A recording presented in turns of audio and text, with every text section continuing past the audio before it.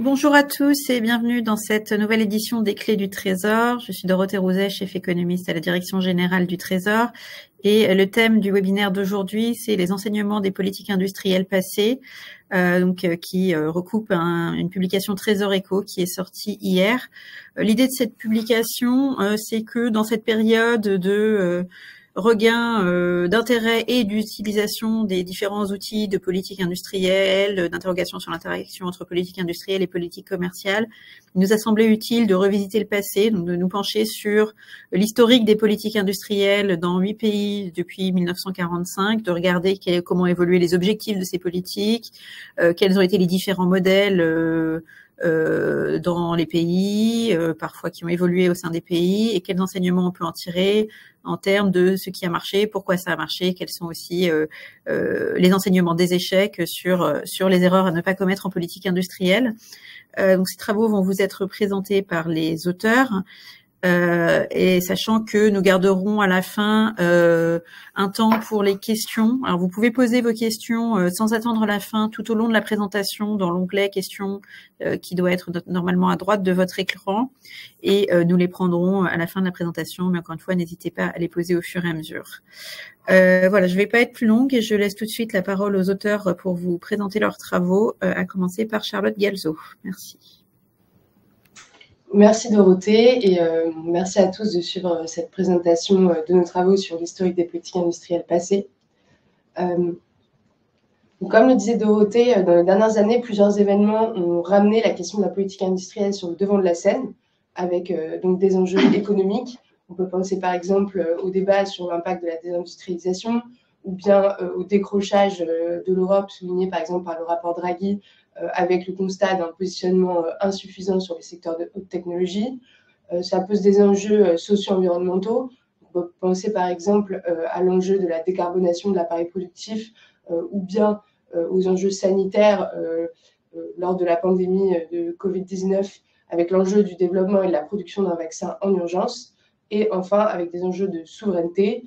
Donc, on peut penser par exemple à l'enjeu de développement de technologies critiques en Europe, comme l'intelligence artificielle, ou alors à la question de la déstabilisation des chaînes d'approvisionnement suite au Covid et à la guerre en Ukraine. Donc, du point de vue de la politique publique, ces événements posent la question de la juste intervention de l'État pour orienter les capacités productives. Et dans la mesure où ces questions sont loin d'être nouvelles, il nous a paru pertinent d'étudier les politiques industrielles passées pour en tirer des leçons permettant d'éclairer l'action publique présente et future. Nous allons donc vous présenter l'étude que nous avons réalisée sur les politiques menées dans 8 pays entre 1945 et 2000. Dans une première partie, nous rappellerons ce que sont les politiques industrielles, leurs enjeux et les débats qu'elles ont pu soulever.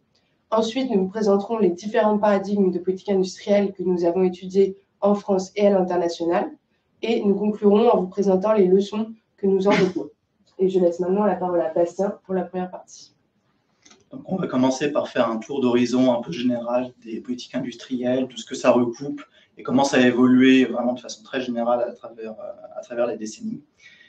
Donc déjà, peut-être pour définir ce qu'on entend par politique industrielle, pour nous, ce sont toutes les politiques qui visent à influer la structure productive de l'économie. Quand on parle de structure productive de l'économie, est-ce qu'on veut que certains secteurs prennent de l'importance dans l'économie, qu'ils soient purement industriels, ou alors ça pourrait aussi être des services quand on parle, par exemple, d'économie numérique ou autre. Ça va être toutes les interventions qui vont permettre du coup de faire se développer ces secteurs précis.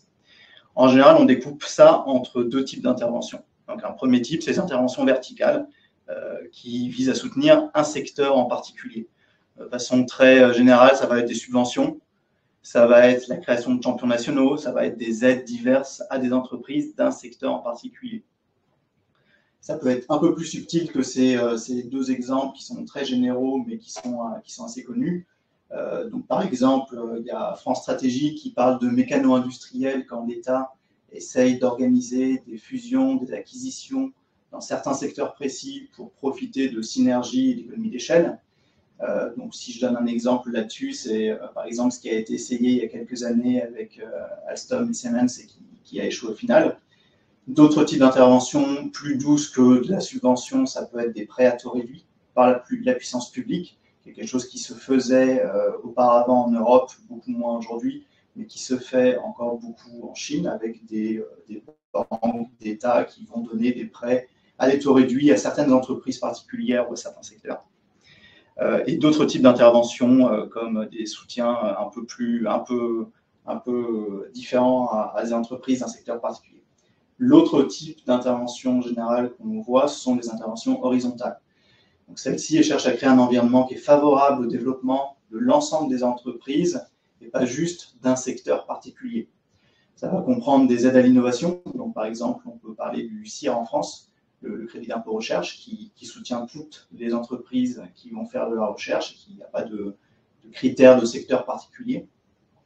Ça va être des aides au développement des compétences de la main-d'œuvre, avec la création de certaines écoles particulières pour développer certaines compétences, le développement de l'apprentissage par exemple, et aussi le cadre fiscal et réglementaire qui du coup vise à faciliter l'installation et la création d'entreprises dans un pays.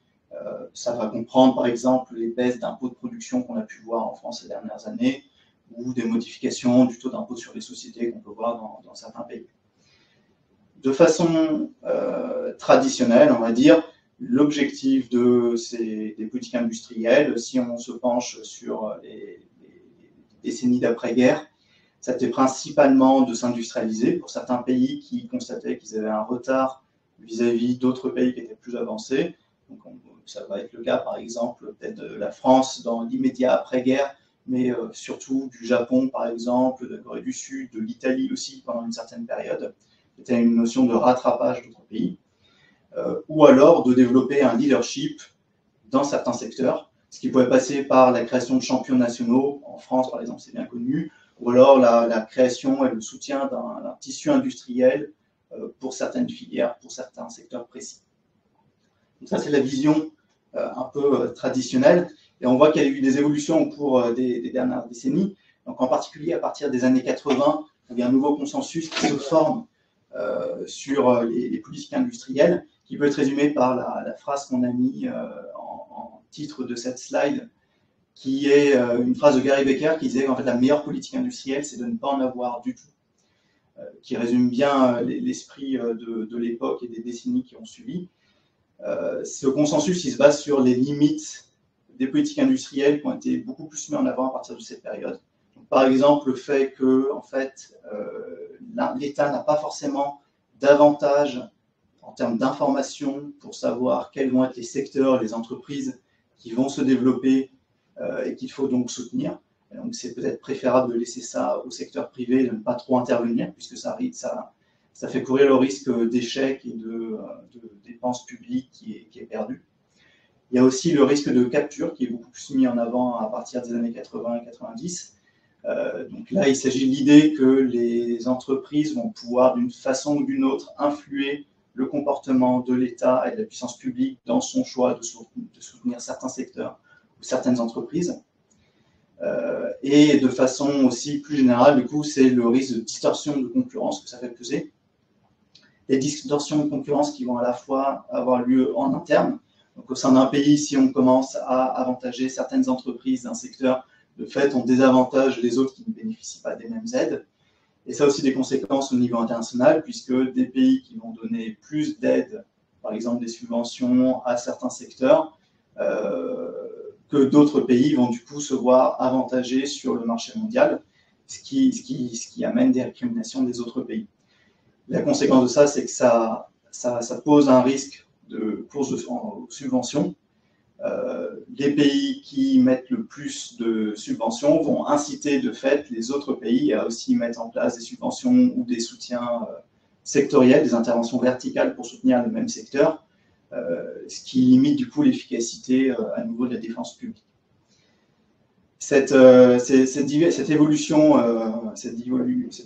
sur le plan des idées, en fait, s'accompagnait au même moment d'un renforcement du cadre international qui a de fait limité les politiques industrielles.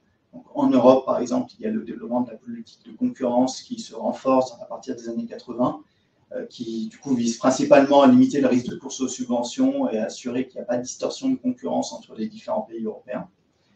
Au niveau mondial, il y a aussi le développement la création de l'UMC qui a été précédée par l'Uruguay Round qui était une des négociations du GATT qui visait à baisser les droits de douane au niveau mondial. Et en fait, la particularité de ce round qui a lieu de 1986 à 1994, c'est que, à la différence des précédents, il ne s'intéressait pas uniquement aux droits de douane sur les biens, mais il a eu il s'est intéressé à beaucoup plus de secteurs, donc par exemple les services ou l'agriculture, ce qui n'était pas le cas des cycles de négociation précédents, mais aussi à la propriété intellectuelle. Il a aussi institué un nouveau mécanisme de règlement des différends qui ensuite a fait partie de l'OMC et la formalisation de toutes ces réformes-là. Et du coup, ce nouveau contexte international, cette nouvelle institution internationale, elle limite aussi de diverses façons le type de politique industrielle qui peut être menée, puisque ça empêche par exemple de faire différents types de subventions qui avantageraient uniquement les biens domestiques, les biens des pays qui les mettraient en place, et ça limite aussi les possibilités d'action des politiques commerciales qui viennent parfois en soutien à la politique industrielle pour soutenir des secteurs particuliers.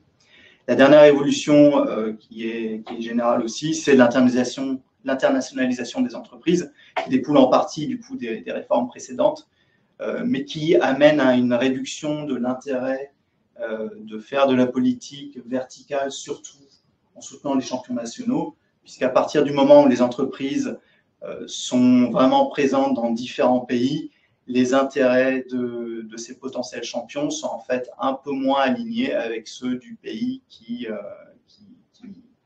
les a créés à la base. Cet état de fait, du coup, qui est apparu à partir des années 80-90, il a amené à renforcer, en fait, à abandonner relativement les politiques verticales vis-à-vis des politiques horizontales. Et donc, toutes les politiques industrielles, une grande partie des politiques industrielles qui ont été mises en place à partir des années 90-2000 étaient beaucoup plus centrées sur des interventions horizontales, le soutien à la recherche, à la R&D, etc. Depuis 2010, toutefois, on observe une évolution qui va dans l'autre sens.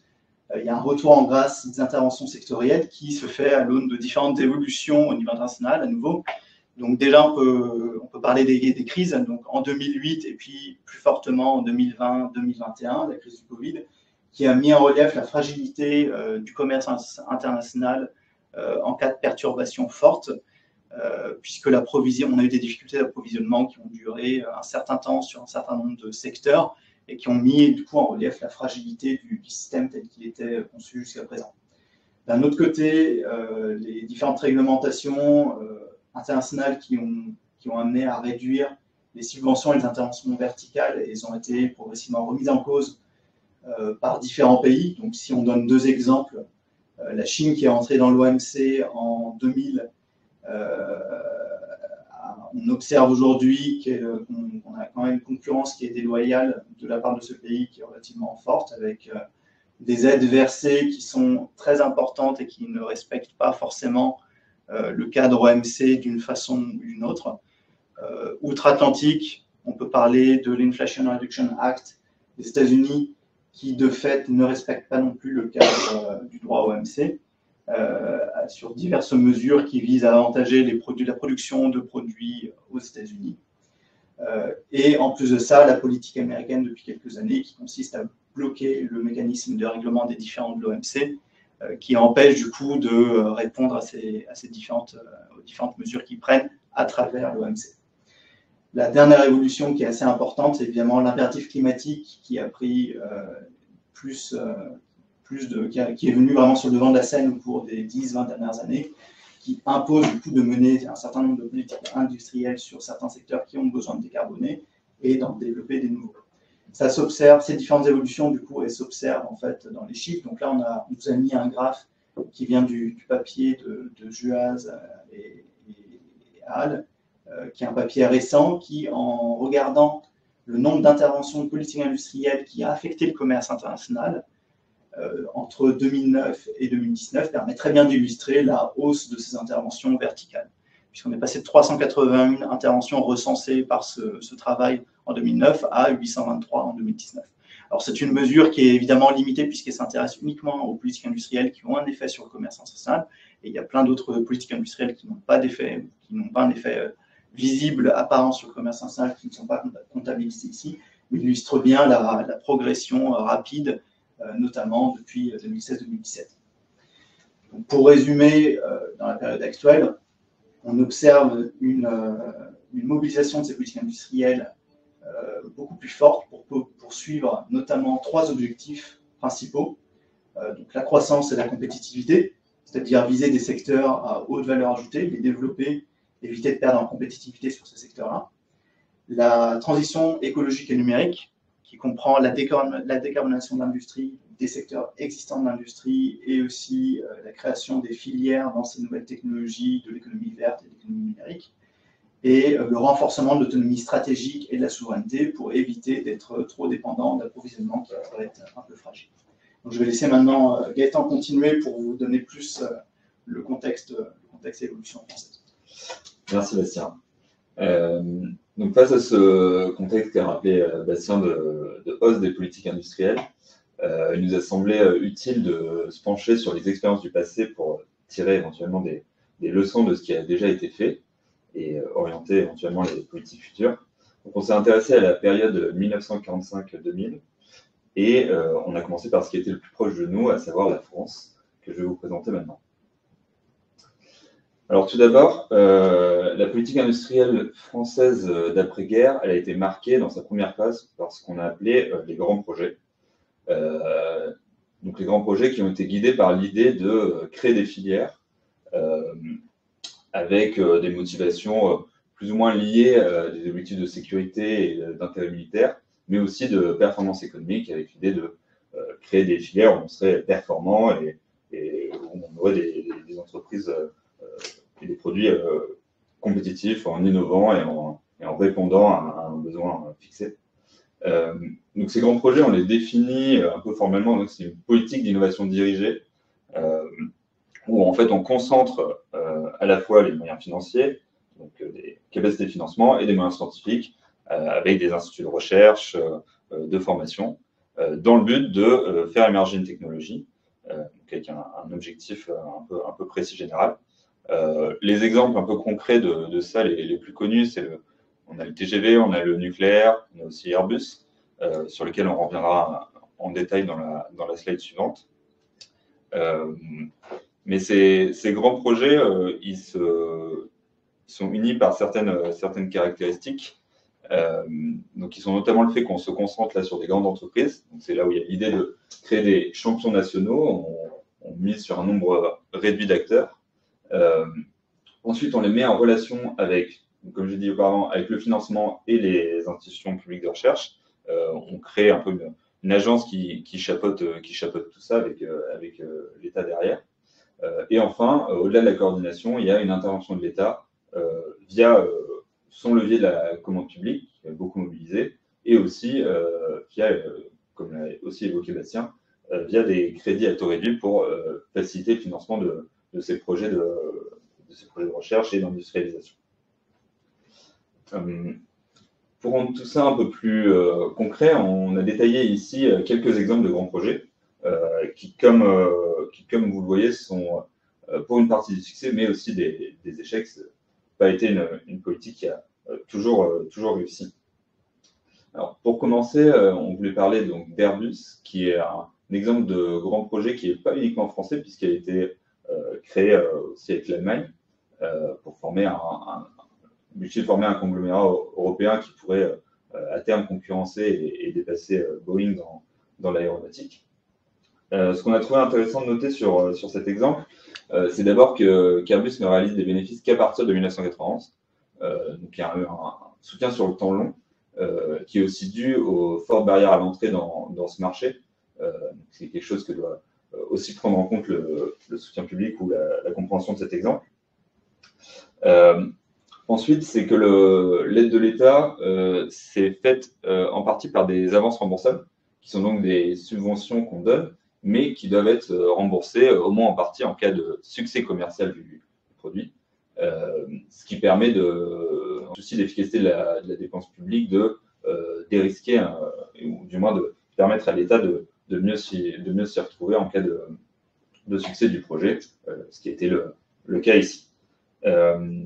Et enfin, un autre élément important de ce projet, c'est que dans la gouvernance et la définition des objectifs, donc il y avait cette idée générale de créer un acteur de l'aéronautique, mais la définition des objectifs intermédiaires, des programmes et de réalisation, elle a été plutôt décidée par le bas, via les industriels qui ont été mis ensemble pour faire ce conglomérat, et ce qui a permis en fait d'avoir, dans l'idée d'avoir un produit un peu plus adapté au marché et d'être ce qu'on estime qui a participé au succès commercial de l'affaire, par opposition à, par exemple, l'exemple du Concorde, où les objectifs ont été plus fixés par le haut et où on aboutit à un produit qui, en fait, était sur un segment assez réduit, ce qui a fortement contribué à son échec.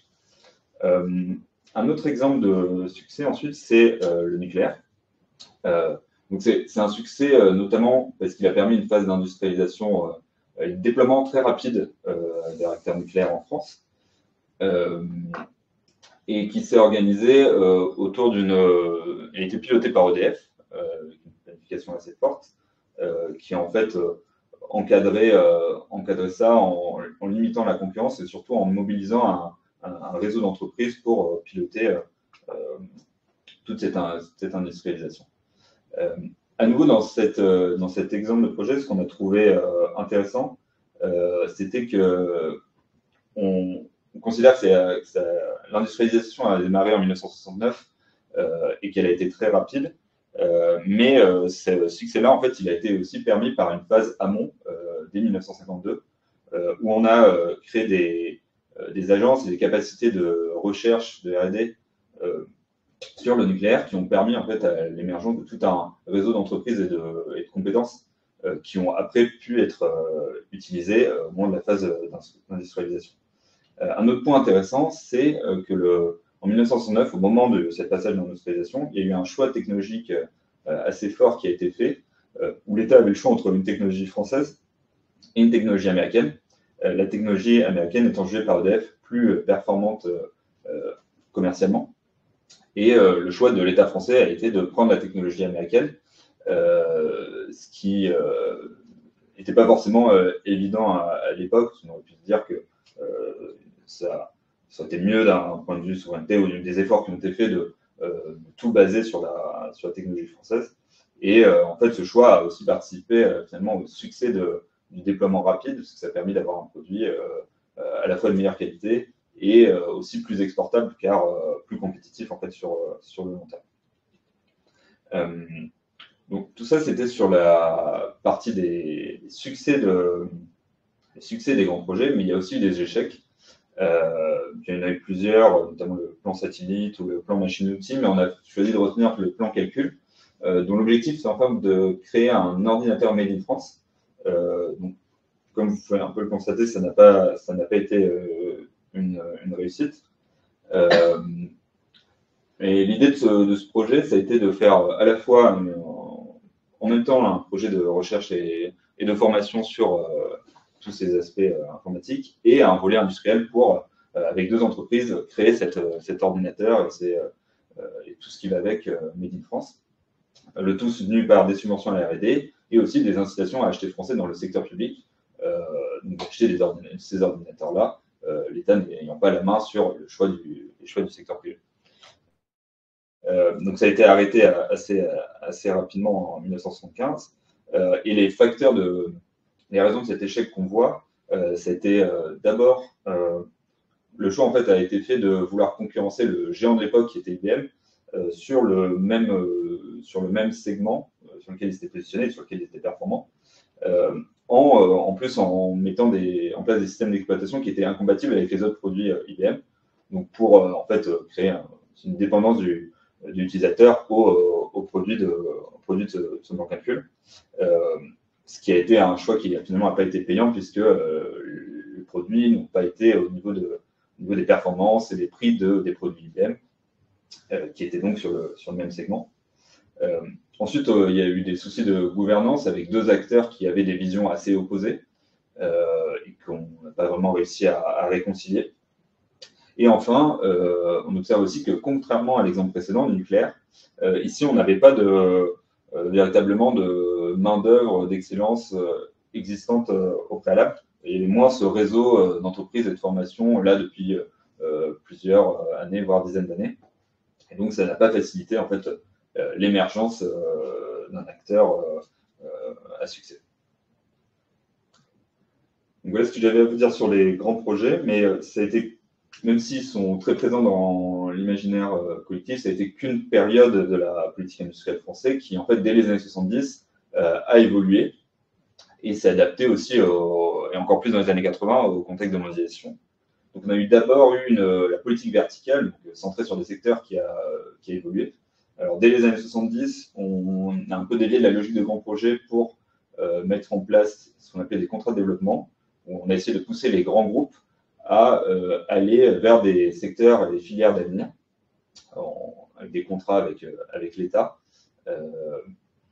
Ensuite, sur les interventions sectorielles, à partir des années 80, se sont plus centrées sur l'innovation et la recherche fondamentale, en essayant d'être plus à l'amont. Et elles se sont aussi développées en lien avec la construction pérenne à l'échelle européenne, avec des programmes de recherche comme Eureka.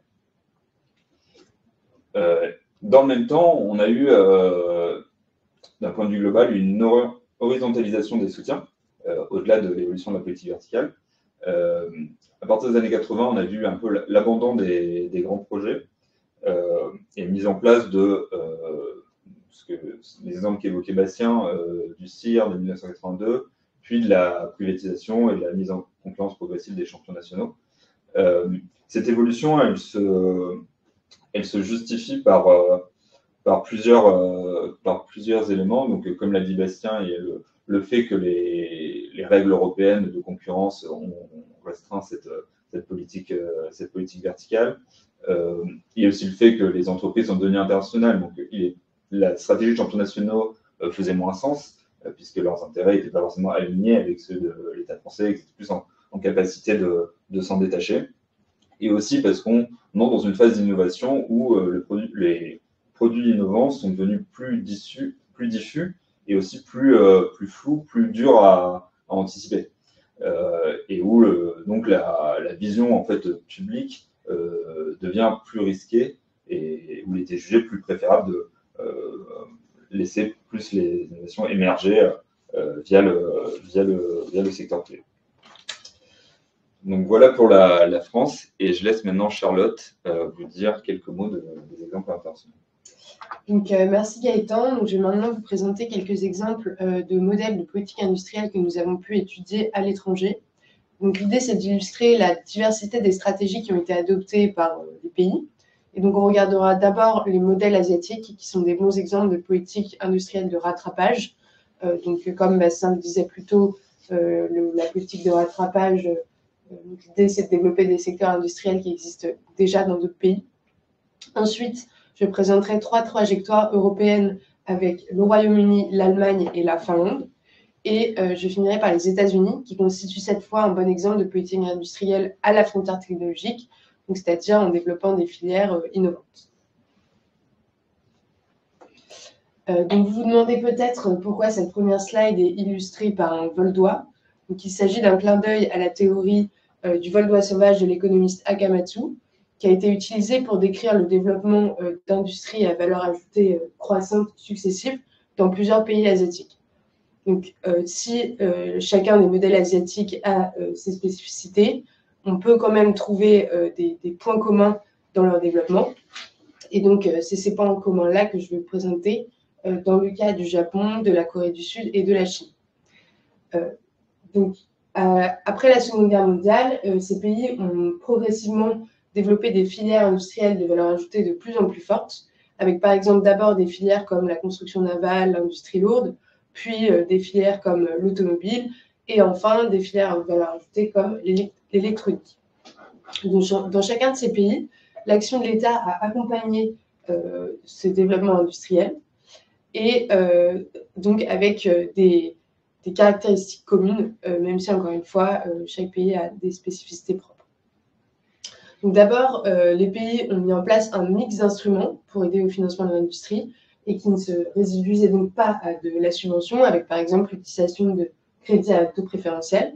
Et ce qui est intéressant, c'est que ces instruments étaient souvent conditionnés à la performance et par exemple à la performance à l'export. Ensuite, pour protéger les filières naissantes de la concurrence internationale, les pays ont mis en place des mesures protectionnistes, mais ces mesures étaient temporaires. Et enfin, tous ces pays ont mis en place des politiques technologiques assez efficaces en 2 volets, avec à la fois, dans un premier temps, l'accent mis sur l'importation de technologies étrangères, et ensuite se renforçant avec le temps la constitution d'une base de recherche et d'innovation solide. Et donc, ce deuxième volet permet à ces pays-là de monter à la fin sur des filières de haute valeur ajoutée. Donc, pour les modèles européens, on va commencer par le Royaume-Uni, qui a connu un tournant fort au début des années 80 avec un abandon de la politique verticale.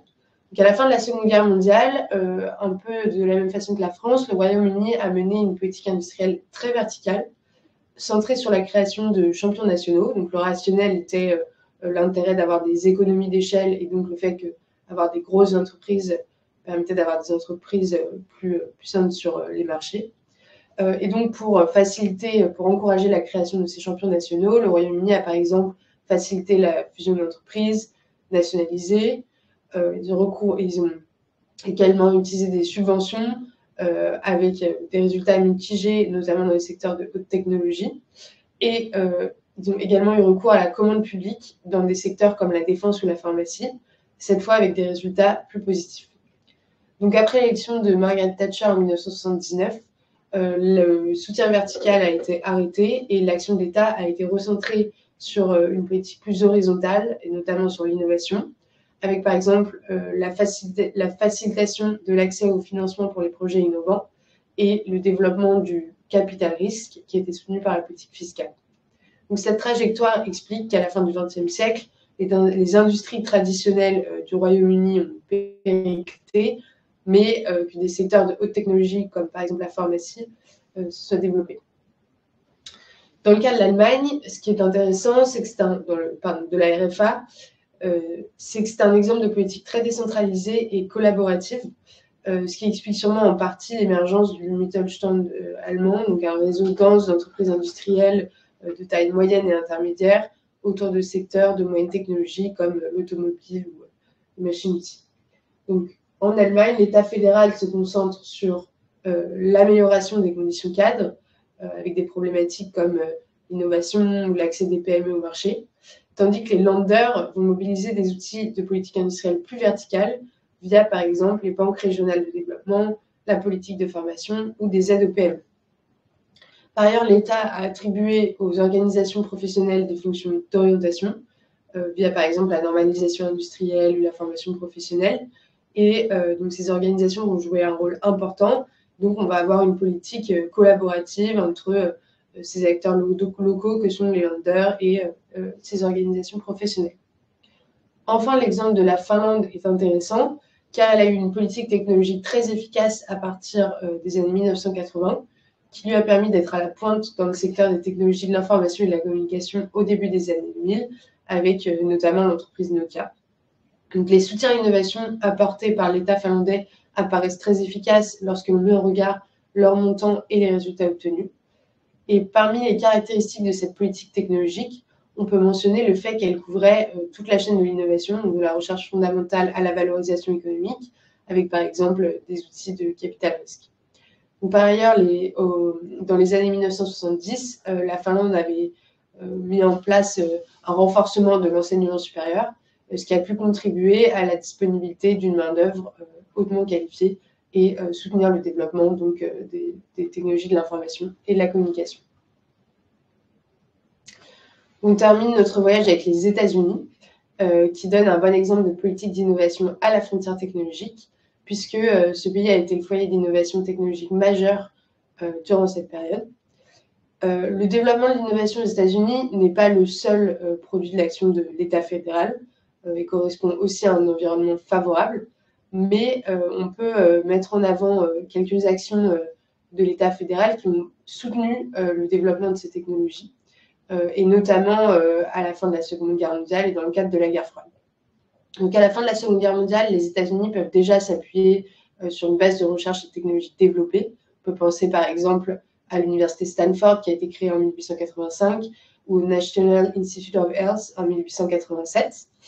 Et au sortir de la guerre et dans le contexte de la guerre froide, les États-Unis vont renforcer la structuration de cette base de recherche et de technologie avec par exemple la création de l'Agence d'innovation de rupture militaire DARPA, qui est devenue emblématique pour les technologies au développement desquelles elle a contribué et qui constitue un modèle aujourd'hui en termes d'innovation de rupture, puisque par sa gouvernance, par exemple avec une forte indépendance de l'agence, une grande liberté allouée aux managers de programme, la DARPA a réussi à mettre en place une agence capable de vraiment mettre en production des technologies très innovantes. Ce qui est intéressant dans la politique technologique des États-Unis de cette période-là, c'est que suite à ce premier temps, avec un renforcement fort de la recherche, notamment dans le cadre de la guerre froide, les États-Unis ont développé une politique de transfert technologique à partir des années 1980, avec par exemple des mesures réglementaires comme le Bayh-Dole Act, qui permet aux universités d'avoir la propriété des découvertes qu'elles font, bien qu'elles aient été financées par l'État fédéral, ou la mise en place de subventions. Et donc cette politique de transfert technologique a contribué à sortir des laboratoires plusieurs technologies qui avaient été développées dans le cadre de la guerre froide. Donc un exemple en est les machines de lithographie EUV qui sont maintenant commercialisées par ASML et donc qui initialement ont été développées à partir des résultats d'un laboratoire qui travaillait sur des sujets nucléaires dans le cadre de la guerre froide. Et maintenant, je vais laisser Gaëtan conclure sur les leçons de ces politiques industrielles. Merci, Charlotte. Donc maintenant que nous avons un peu fait le tour de tous ces exemples historiques, on vous propose quelques enseignements et facteurs de succès des politiques industrielles qu'on retient de toute cette littérature. La première leçon qu'on voulait mettre en avant, c'est l'importance de l'existence de débouchés crédibles. C'est pas juste l'existence de débouchés, c'est aussi des débouchés où on a nos chances.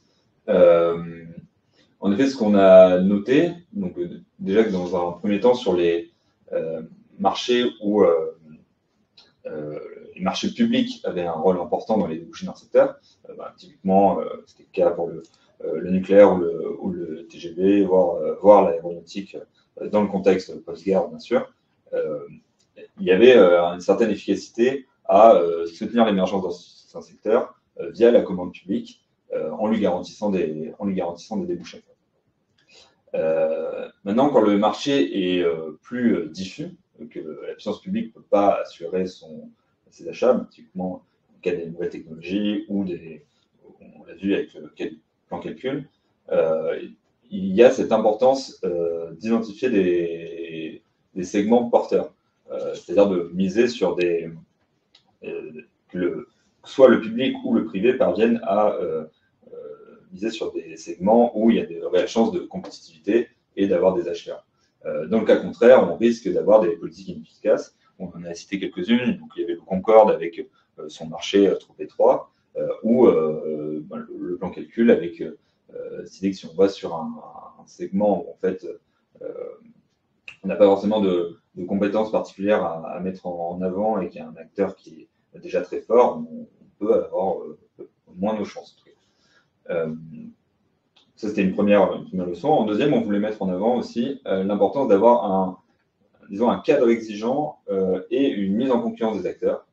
Quand on parle de mise en concurrence, on parle de concurrence déjà avant d'accorder le soutien, donc en ne se concentrant pas forcément sur les seuls acteurs existants, donc en autorisant aussi des nouveaux entrants ou en essayant de mettre en confiance ces entreprises pour qu'elles fournissent le produit le plus coût efficace ou qui répondent le plus à la demande, à l'objectif de politique industrielle. Et c'est aussi une mise en concurrence durant le soutien, où on a beaucoup d'exemples où on conditionne la poursuite du soutien à un certain niveau de performance qui permet, par exemple, de discriminer entre les entreprises qu'on soutient. Un exemple un peu marquant international qui est rapidement Charlotte sur la Corée du Sud avec l'idée qu'ils ont eu de conditionner à des poursuites, à des performances à l'export, le soutien à certains de leurs entreprises dans le cadre de leur politique de rattrapage technologique. Donc globalement, c'est l'idée de mettre en tension le système pour s'assurer que les acteurs soient préparés en fait à être compétitifs et à avoir un produit, une filière qui soit vraiment durable dans le temps. Ensuite, un troisième point important, c'est la neutralité technologique. En fait, sur ces projets de politique industrielle, ceux qui fonctionnent, on se rend compte que les choix technologiques sont souvent repoussés à une phase aval du développement, même sur des technologies qui semblent d'un point de vue extérieur plus consensuelles. Par exemple, sur le TGV ou le nucléaire, il y a plusieurs technologies de train ou de réacteurs qui ont été développées avant qu'un choix final ait été fait. Et là, comme évoqué notamment sur le nucléaire, il y a l'importance que ce soit fait sur des choix, des critères commerciaux, ou du moins des critères qui sont en lien avec l'objectif de la politique industrielle. Donc, si on veut développer une filière compétitive, il faut savoir faire le choix de technologies qui sont les plus compétitives. Donc, le nucléaire fait ce choix d'une technologie américaine car c'était celle qui, sur le marché, était la meilleure. Et c'est ce qui a permis en partie de faire émerger cette filière compétitive.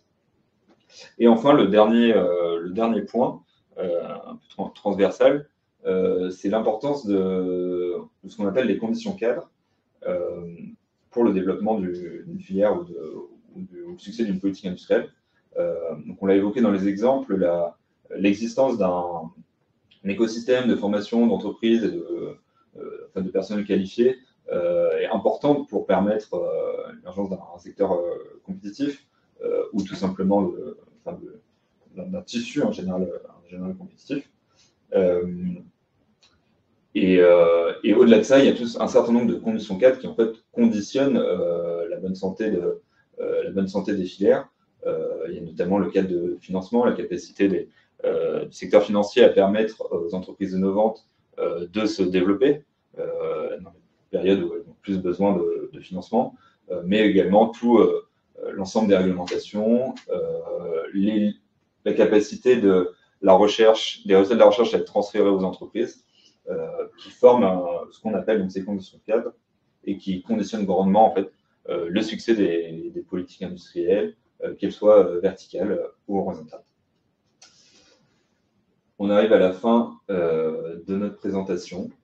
Donc, je vous remercie pour votre écoute et n'hésitez pas à poser vos questions. Merci beaucoup à tous les trois. On va pouvoir passer aux questions. Alors, on a déjà quelques questions, mais n'hésitez pas à en poser davantage. Peut-être, alors une première question qui était sur un peu le champ de l'étude. Et le fait de ne pas aborder la dimension entreprise en difficulté et l'adoption de plans qui étaient dédiés à apporter une réponse à ces difficultés, comme le plan machine-outil, plan papier, est-il un choix méthodologique? Alors, je pense pas qu'on l'occulte complètement, hein, par ailleurs, même dans la première page du Trésor Éco, on donne cela, enfin, le soutien des secteurs en déclin comme un des motifs de politique industrielle. C'est moins sans doute un facteur de différenciation entre pays et dans le temps, mais je laisse les auteurs expliquer pourquoi ils n'ont pas davantage développé cet aspect dans la présentation et dans l'étude. Oui, en effet, c'est vrai que dans ce travail public, on a surtout étudié l'émergence de filières et moins l'accompagnement des filières en déclin. Dans le travail initial qu'on a conduit, on avait essayé de recenser également les politiques d'accompagnement aux filières en déclin. Donc, par exemple, aux États-Unis, on a eu des plans pour l'automobile ou pour l'acier dans la période étudiée. Mais en fait, à la fin du travail qu'on avait conduit, on avait plus de matière sur les questions d'émergence de filières. Donc, c'est sûrement pour ça que dans ce travail final, c'est plutôt ce sujet-là sur lequel on se centre, bien que, évidemment, ce soit un sujet de politique industrielle important également. Merci. Une autre question qui est sur la place du protectionnisme et de manière plus générale de la politique commerciale dans l'accompagnement des politiques industrielles. Alors la question est très large et fait évidemment écho à des débats en cours. Mais peut-être on peut regarder ça aussi de manière historique. C'était mentionné dans les exemples asiatiques aussi.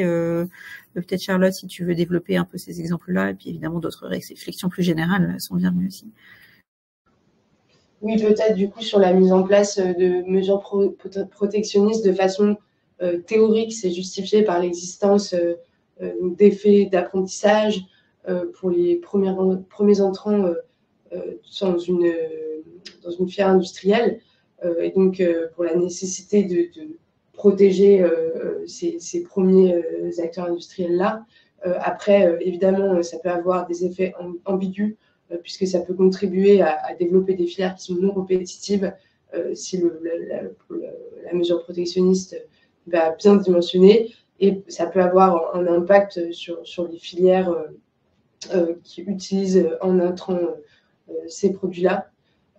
Bastien, il me semble que tu avais des... Oui, non, juste peut-être pour complémenter, au-delà de la place du protectionnisme sur la politique commerciale, il y a aussi un aspect, on va dire, plus offensif qui existe. Et donc, faire de la politique industrielle, c'est pas juste forcément mettre des droits de douane sur certains secteurs, une pratique qui est aujourd'hui très limitée par l'OMC, mais c'est aussi signer des accords commerciaux avec des pays qui peuvent fournir certaines matières premières ou certains intrants qui sont utiles pour les secteurs qu'on souhaite développer. Donc, il y a aussi cet aspect-là. Après, pour le reste, c'est vrai qu'aujourd'hui, c'est des débats en cours, et donc, par exemple, le rapport Draghi traite aussi de cette question. Il est très intéressant sur ce sujet pour essayer de un peu segmenter les secteurs sur lesquels il faut mener deux politiques conjointement, donc commerciales et puis industrielles. Et pour le reste, il y a quand même un renforcement de la politique de défense commerciale au niveau européen depuis 2022 qui est assez important. Merci. Deux mots pour compléter. Effectivement, j'avais bien dit les motifs économiques pour accompagner la politique industrielle par des mesures commerciales de type protectionniste. Typiquement, historiquement, c'est d'abord des arguments effets d'apprentissage, industrie naissante, avec ce qu'on a vu dans la slide sur les conditions de réussite que il y ait vraiment des critères de performance et à un moment que la concurrence s'applique. Et l'autre motif qui est un peu séparé, c'est de répondre à des pratiques commerciales distorsives ou à une concurrence déloyale par ailleurs. C'est en haut de rétablir des conditions de concurrence équitables, et c'est plus dans ce cadre-là qu'on parle des instruments de défense commerciale et de la mise en cohérence des politiques industrielles et commerciales. Mais en général, on voit quand même que les industries performantes à l'export sont plutôt celles qui font face à un marché assez concurrentiel sur leur marché domestique. Autrement dit, elles ont cet aiguillon de la concurrence qui les rend performantes. Alors peut-être puisqu'on a un peu commencé à aborder les sujets de cohérence entre différentes politiques et du rapport Draghi, on a aussi une question sur l'aspect concurrence justement. Est-ce que vous analysez l'impact du droit de la concurrence dans les politiques industrielles publiques? Est-ce qu'on voit des différences là-dessus entre pays peut-être?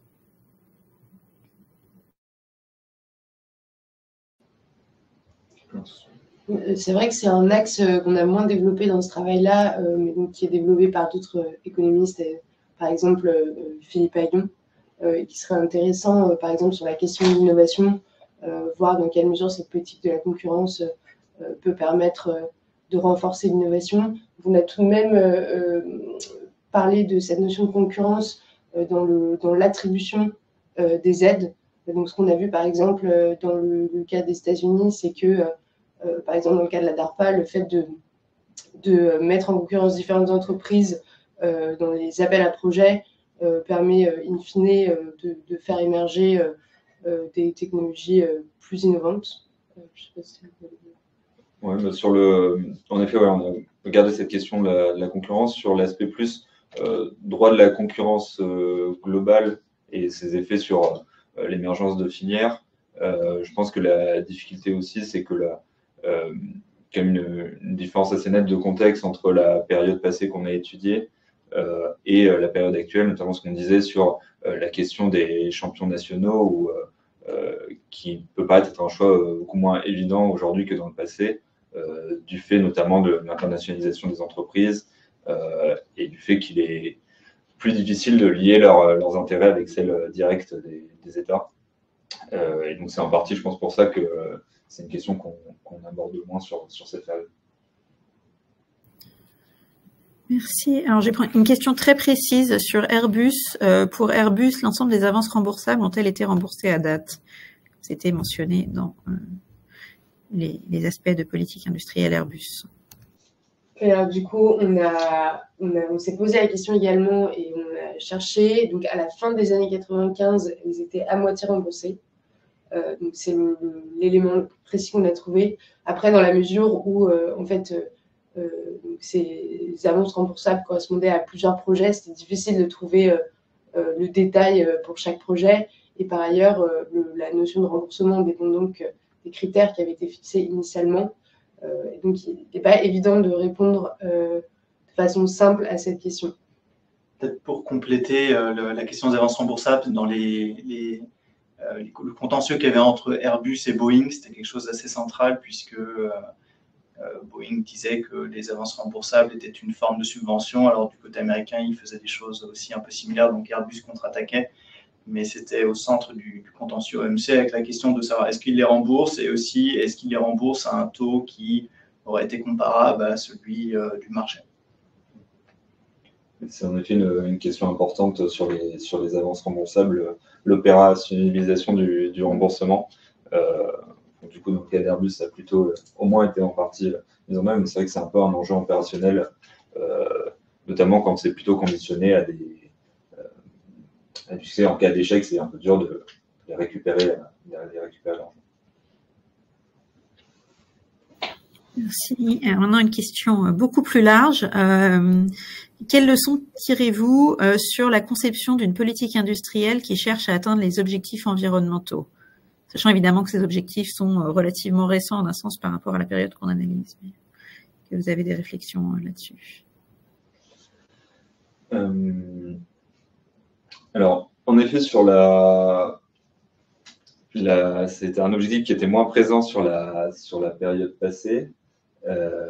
Donc, sur ce qui est politique industrielle pour les objectifs environnementaux, il y a un peu de choses sur l'émergence de filières vertes, qui en fait, pour nous, un peu, même si ça répond aux besoins de créer des produits qui vont servir à la décarbonation, il y a aussi un objectif de compétitivité derrière, puisqu'on veut que ce soit nos filières qui soient leaders sur le marché. Donc là, on peut appliquer en partie ces leçons, notamment sur la nécessité d'avoir ces conditions cadres, d'avoir cette mise en concurrence, d'accompagner aussi la demande et voilà, tout ce qu'on a pu dire sur l'émergence de filière.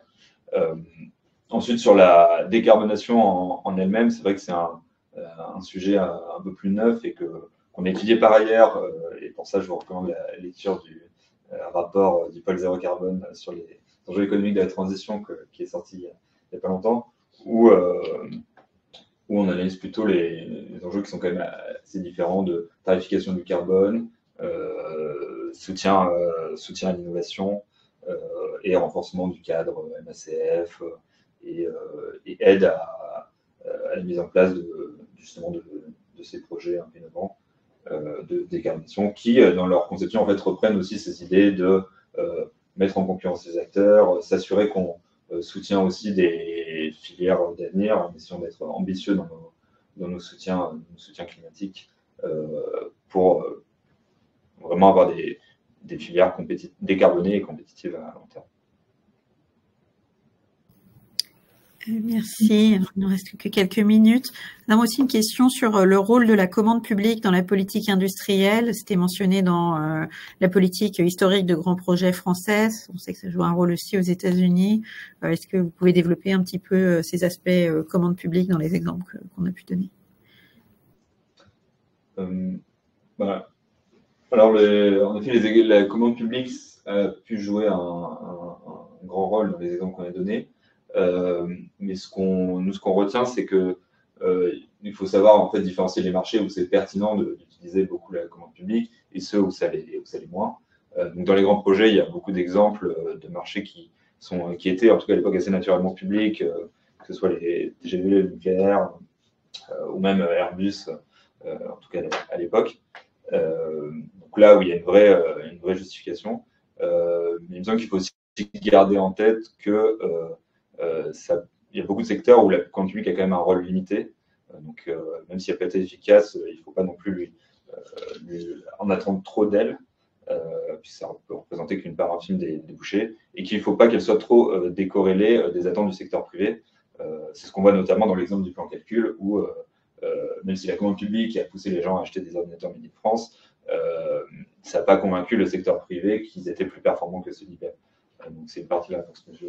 Peut-être en lien avec cette question de la commande publique, un des enseignements qu'on a pu tirer de cette étude-là, c'est le fait que ça paraît évident, mais pour qu'une politique industrielle, une politique d'émergence de filière fonctionne, il faut qu'il y ait une demande pour cette filière-là. Donc c'est vrai que les cas de l'émergence de filière, quand l'État était le principal acheteur, donc c'est des cas où on a clairement une demande dans le développement de la filière. Donc en ça, la commande publique peut correspondre à ce cas-là où en fait la filière va être effectivement un succès commercial puisqu'on aura un acheteur. Mais ça, du coup, c'était un des enseignements importants et qui conduit à faire attention à développer des filières qui ont un véritable potentiel de compétitivité. Si je peux compléter sur un exemple un peu plus contemporain, ça serait le NDIA au niveau européen, qui comprend des dispositions sur la commande publique sur certains marchés publics, notamment pour les éoliennes, le solaire, etc.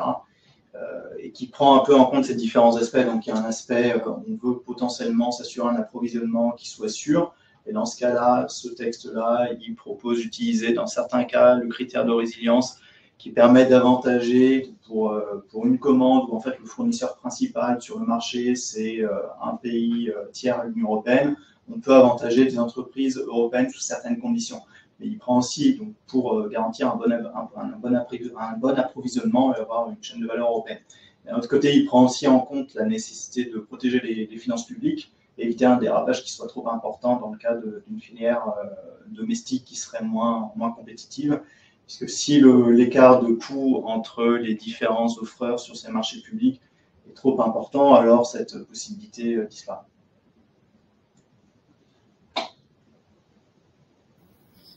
Merci. Alors, on avait encore beaucoup de questions, mais nous sommes arrivés au terme de notre heure. Donc, désolé pour toutes celles qu'on n'a pas eu le temps d'aborder.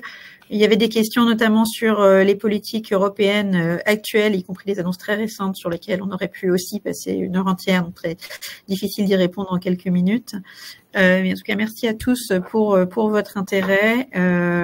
Merci de nous avoir suivis jusqu'ici. N'hésitez pas à nous contacter à l'adresse qui est au dos du Trésor Éco si vous souhaitez poursuivre la conversation. Merci beaucoup. Très bon après-midi à tous. Merci. Au revoir.